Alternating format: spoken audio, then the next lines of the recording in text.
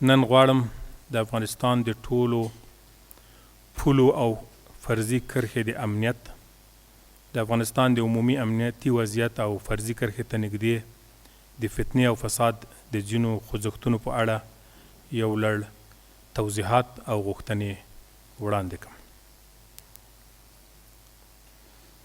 الحمدلله د افغانستان په ټولو رسمي پولو او فرضي کرښه کې وضعیت تر بشپړ کنټرول لاندې دی.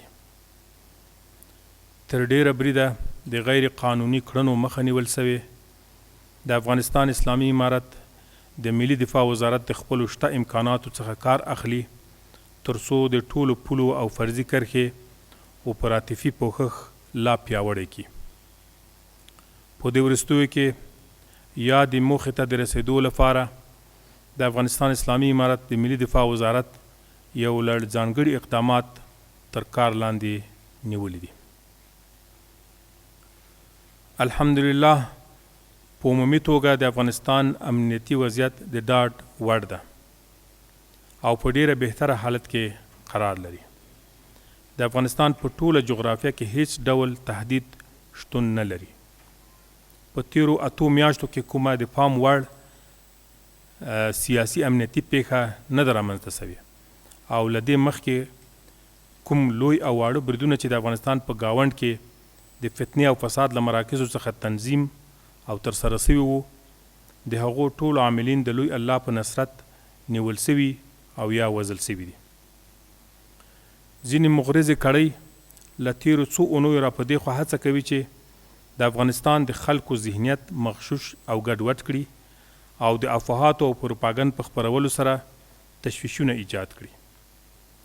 د افغانستان متدین ولس باید ډاډه واوسي، افواهاتو ته اعتبار ورنه کړي. موږ د سیمې او نړۍ له هیوادونو سره د اسلامي شریعت په رڼا کې د خپل هیواد او خلکو علیا مصالح او ملي ګټو ته په کتو ښه تعاملات او ښه مفاهمه لرو او د ستونزو د حل په برخه کې لومړیتوب هم تفاهم ته ورکوو او په تفاهم باندې باور لرو. په دې برخه کې ښې لاسته راوړنې هم لرو. اوس په پیاوړې توګه دا درک رامنځته سوی چې د افغانستان امنیت او ثبات د سیمې او نړۍ د امنیت او ثبات لپاره یو حیاتي ارزښت لري. داسې برېښي چې متاسفانه د افغانستان په ګاونډ کې ځینو خاصو کړیو ته په افغانستان کې موجود بهتره امنیتي وضعیت او په سیاسي، اقتصادي او اجتماعي برخو کې پرمختګونه خوند نه ورکوي او په افغانانو یې نه لورېږي، نو ځکه یې یو لړ دسیسو ته مخه کړې ده. دا ځانګړې کړۍ د پاکستان په پوځ کې یوه حاکمه ډله ده. زموږ د معلوماتو له مخې موږ باوري یو چې د دوی له افغانستان ضد سیاستونو سره د پاکستان اکثره نظامیان، سیاسون، احزاب، علماء کرام او د پاکستان متدین ولس توافق نه لري او هغوی په خپله هم د دې مستبدې کړۍ له خپلسرو او دیکتاتورانه کړنو څخه تر پوزې راغلي دي. همدې خاصې کړۍ په افغانستان کې د تشویشونو د ایجاد لپاره یو لړ اقدامات تر لاس لاندې نیولي چې لاندې اشاره ورته کوو. لومړی، په نړیوال سټیج په هر پلیټ فورم کې د افغانستان او افغانستان اسلامي امارت په اړه پروپاګند کوي، د تشویشونو د ایجاد هڅې کوي او منفي تأثرات خپروي. دوهم، کاذب اطلاعات تولیدوي او د هغو چینلونو له لارې چې د نړۍ د فریب لپاره یې رامنځته کړي دي تر هیوادونو رسوي. دا کاذب اطلاعات زیاتره د افغانستان څخه د امنیتي تشویشونو په ایجاد راټول وي او دا یې اوس یو سوداګري ګرځېدلې ده. دریم، د افغانستان او پاکستان د شریفو ملتونو ترمنځ د فاصلې د زیاتولو او نفرتونو د ایجاد هڅه کوي او غواړي د اسلامي امارت په اړه د پاکستان د متدین ولس ذهنیت خراب کړي او د پاکستان امنیتي ستونزې چې اصلي عامل د همدې کړۍ ناسم سیاستونه دي افغانستان ته منسوب او خپل ناکامي پټه کړي. دې کړۍ د پاکستان د امنیتي ستونزو د حل لپاره ټولې منطقي او معقولې هڅې سبوتاژ کړي دي او کلک مخالفت ورسره کوي. دوی اصلا یوه ځانګړې اجنډا مخ ته وړي او نه غواړي سیمه بشپړه توګه باندې له تاوتریخوالي او جګړې څخه پاکه سي. 4 د افغانانو په منځ کې ډول ډول توپیرونو ته لمن وهي او غواړي ځینې افغانان په خپل دام کې راګیر او د افغانستان د ملي امنیت په ضد یې وکاروي. دوی ته دا ناسم فکر او کاذبه روحیه ورکوي او دا هڅه یې لا روانه ده. 5 په دې مهمه زماني مقطع کې چې افغانستان ځینې سیاسي او اقتصادي پرمختګونه تجربه کوي، له افغانستان سره په فرضي کرښه کې شخړو ته لمن وهي. د افغانستان د هوایي قلمرو نقض او کرښې ته نږدې په عامه ځایونو بمبار چې الحمدلله هر ځل غاښ ماتونکی ځواب ورکړل شوی او دا د ټولو ته جوته وي چې افغانستان له خپل ځمکني او هوایي حریم څخه د دفاع حق لري او کوم تیریګر بې ځوابه نه پرېږدي. باید یادونه وکړو چې دغه کړۍ د پاکستان په خوا کې د مخدره موادو کښت ته هم مخه کړې ده. په زرګونو هکتاره ځمکه یې د مخدره موادو په کښت باندې لتاړ کړې. دا له هغه وروسته چې افغانستان اسلامي امارت په افغانستان کې د مخدره موادو په کښت باندې بندیز ولګاوه، دوی د دې خلا د ډکېدو دپاره دغه د نړیوال تور بازار یا د قاچاقو بازار ته مخه کړې او خپل خلک تشویقوي چې د مخدره موادو کښت پراخ کړي او له دې پدیدې نه هم د خپلو شومو هیلو دپاره استفاده وکړي او نړۍ زیانمنه کړي. 6 په خپله خاوره کې د داعشي پروژې په موجودیت او پټنځایونو باندې سترګې پټې کړي دي چې هم خپل دیني علما کرام، قومي مخور او خلک پرې وژني، هم د افغانستان او هم د نړۍ امنیت او ثبات پرې تهدیدوي او خطرناکه لوبه یې پیل کړې ده. تاسې ته بهتره معلومه ده چې کله افغانستان تر اشغال لاندې و، د هیواد په ختیځو ولایتونو کې د داعش د فتنې ظهور د کرښې هغې غاړې ته د اورکزو له ساحې څخه ترسره سو. په سر کې د سید خان په نامه یو پاکستانی وګړی قرار درلود او لښکر یې هم د پاکستان د مختلفو صوبو څخه سلګونه وګړي شامل وو او جوړ سوی وو.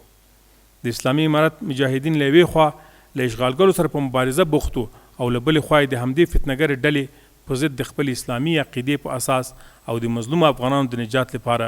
مبارزه او جګړه کوله. اسلامي امارت له فتح مخکې او وروسته د دې فتنهګرې ډلې په ضد چې د اسلام او جهاد د بدنامۍ لپاره رامنځته شوې وه او د دیني مراکزو او خوځښتونو په ضد کار ترې اخیستل کیږي، سخته مبارزه وکړه او ډېرې قربانۍ هم ورکړې. بالاخره یې فتنهګر وځپل او خپله خاوره یې د دوی له وجود څخه پاکه کړه. د دې فتنهګرې ډلې پاتې غړي په خیبر پښتونخوا او بلوچستان کې خپلو اصلي سیمو ته وتښتېدل او هلته نوي پټنځایونه او مراکز ورته ایجاد سول. د نړۍ له بېلابېلو هیوادونو څخه جلب او جذب پیل کړ او کوم کسان چې استخدامول هغه د پاکستان له غربي پولو او د کراچي او اسلام آباد له هوایي ډګرونو څخه خپلو مراکزو ته را انتقالول چې بیا یې تکفیري فکر او د قتل عامونو او تخریبي کړنو روزنه ورکوله. موږ ته د کره ثبوتونو د رسېدو او دقیقو استخباراتي اطلاعاتو له مخې په تهران کې د سردار سلیماني په تلین ترسره شوی برید، په مسکو کې ترسره شوی برید له همدې مراکزو څخه پلان، تنظیم او ترسره شول چې هغه هیوادونه هم په دې موضوع آګاه دي. همدغه راز په افغانستان کې په دیني علما کرامو، امارتي شخصیتونو، مجاهدینو او عامو خلکو زیات خونړي بریدونه په همدې مراکزو کې پلان او له همدې مراکزو څخه تنظیم او ترسره شوي وو. بریدګر او تنظیمونکي له همدې مراکزو څخه افغانستان ته را لیږل کیږي چې په دې اړه کافي شواهد او اسناد وجود لري. د مثال په توګه په کابل کې په شیخ رحم الله حقانی صاحب تقبله الله،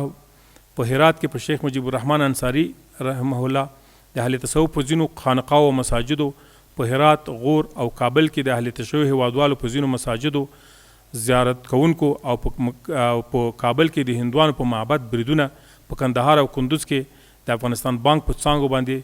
بریدونه، په کابل کې د بهرنیو چارو په وزارت په کارکوونکو 2 ځلې مرګونه بریدونه، د فرامینو او حکومونو د تعقیب او نظارت د لوی ریاست په کارکوونکو باندې بریدونه، د بلخ په والی شهید حاجی مزمل تقبل الله برید، د مهاجرینو په وزیر شیخ الحاج خلیل الرحمن حقانی صاحب برید،